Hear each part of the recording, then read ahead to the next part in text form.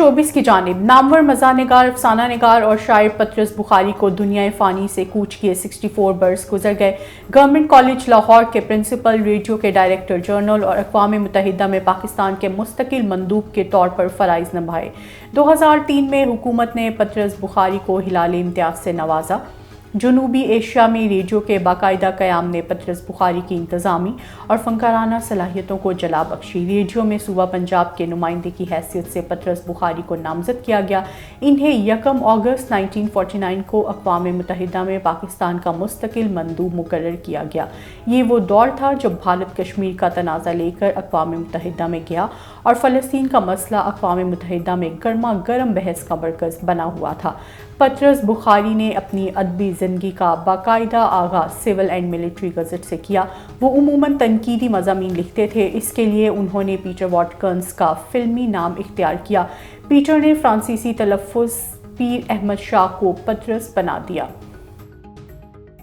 بالی would کی معروف اداکارہ شہناز گل نے پاکستانی مداحوں کے لیے خصوصی پیغام جاری کر دیا۔ سوشل میڈیا پر وائرل ایک ویڈیو میں اداکارہ شہناز گل اپنے ایک پاکستانی مداح کے ساتھ نظر آ رہی ہیں، جس میں مداح اداکاروں کو بتاتا ہے کہ پاکستان کے لوگ انہیں بہت پیار کرتے ہیں اور مداح پاگلوں کی طرح انہیں پسند کرتے ہیں۔ شہناز گل نے مداح کی بات پر ہنسی میں جواب دیتے ہوئے کہا کہ شکریہ، پاگل ہوتے جاؤ میرے پیچھے، جو تھوڑے بہت رہ گئے ہیں وہ بھی ہو جاؤ۔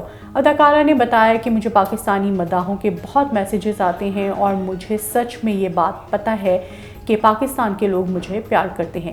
شہناز گل نے مزید کہا کہ مداح ہمیشہ مجھ سے پیار کرتے رہے اور ہم ہمیشہ ایک ساتھ ہی رہیں گے۔